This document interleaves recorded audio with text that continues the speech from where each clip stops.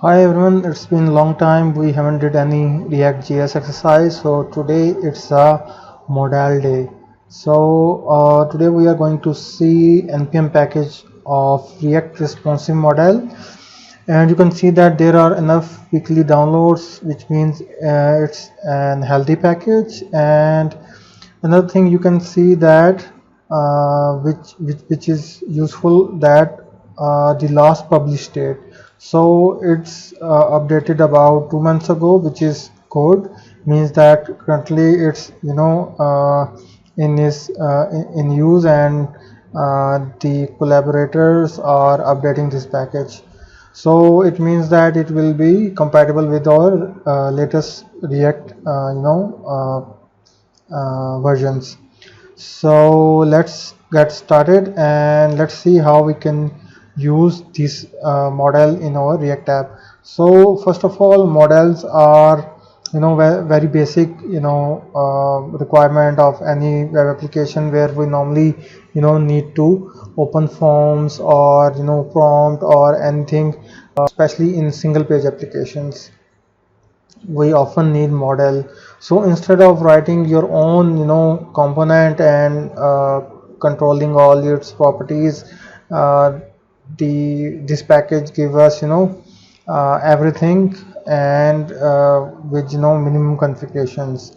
So let's use this package, and if I can show you, yeah, so this is our solution, which is React exercise.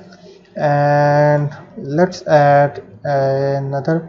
By the way, I already have added the dependency here in package.json to save the time. So because it's a control, so we will add another file here in our control, and let me name it is model.js. Yeah, and here we can create our own stateful class to open and control the model and its events, to control its events. So first of all, we will going to import React,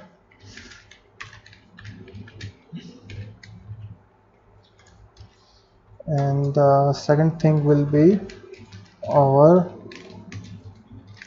model.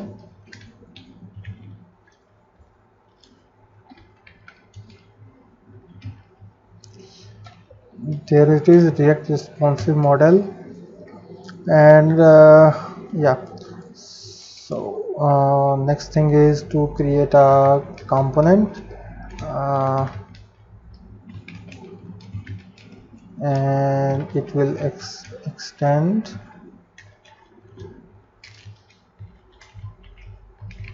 React dot, sorry, component, right? And next thing will be our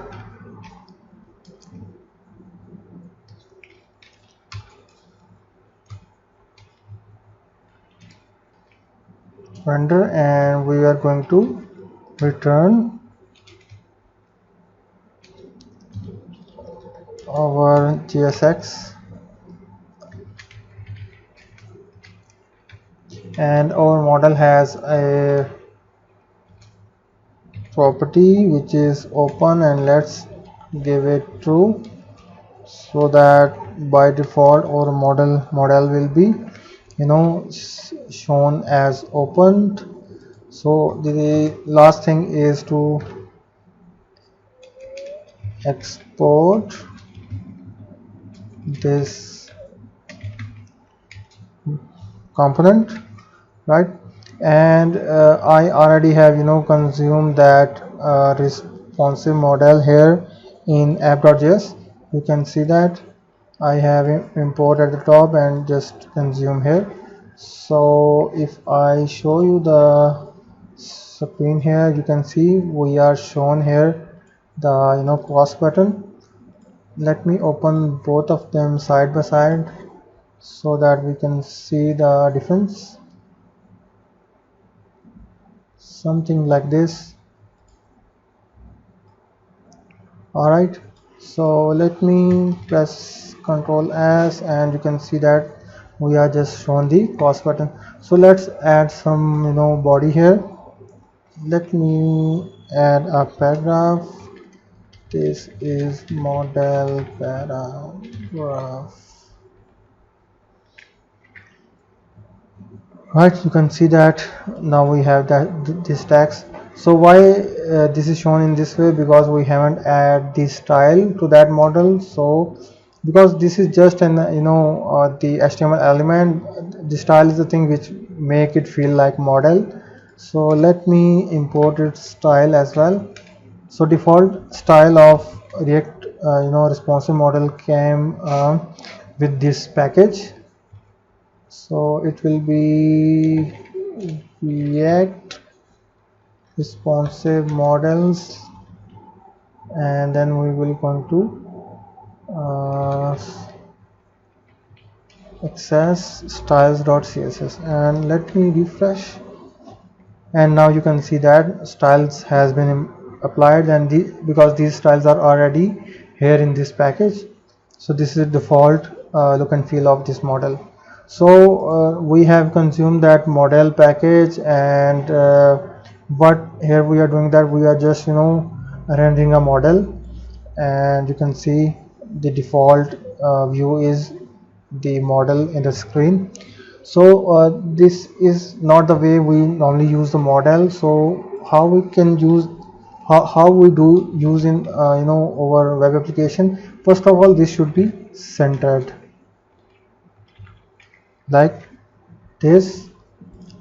Okay, so model is now at the center, and next thing is we need to control the open and close of this model. Currently it's not working at all, so we need to make this one dynamic. And how we can do that? We will control this thing through states. So we will add a state here in this component. This is a stateful component. You can see that we are using class here, which is extending from the React component. And let's add a property has open, and give it default value of false, right, like this. And here we will access this property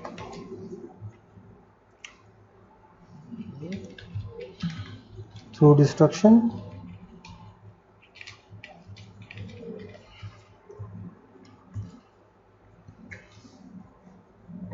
Right, and we will pass this has open to the model, right? So because it's false, now our model has gone. So we need a trigger, an event which will open this model, which will actually change this state, and our model will be displayed. So for that purpose we will add a button here, and let's say okay, on click we are going to call this. Okay, let's first define our function here, and this will be an arrow function, right? So on model open, right, or the more appropriate name would be the on button click is equal to this way, and the arrow sign, and right like this. And here in this function we will just update the state like this,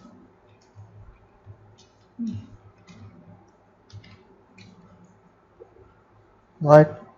So this is a standard way how to update our states inside our functions. And we will pass this function here, right, and we will close the button, and we will say let's open model, and return should return single element, so we need to wrap both of below elements into a single div, right, like this. Okay, now you can see that we have a button shown here, and we click on this button, we are displayed a nice model with the text we have provided. So currently it's not closing, right? So let's see how we can close this button, right? So to close this button we need to give the default event and prop.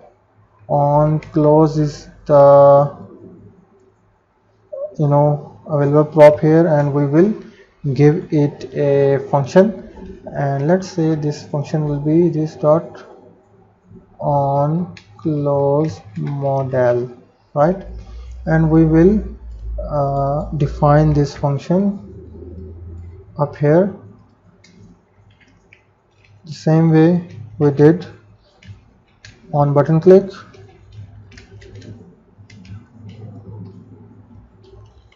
right? And in this function we will just update this date again,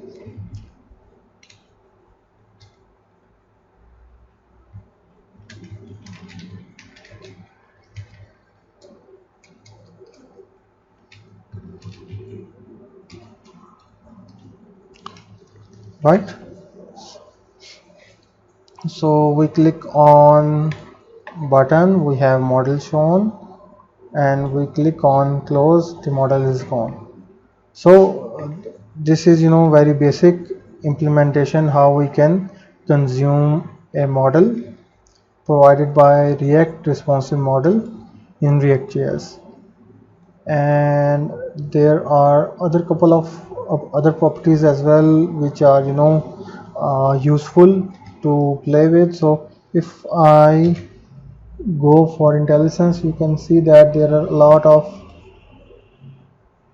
other properties available as well, like key, model ID, on escape key down, on overlay click, role, close icon. We can control it as well, we can control the style. So there are a couple of things we need to see in the advanced implementation of this model, which we will do in separate episode. So for today I think it's enough, and we have achieved our desired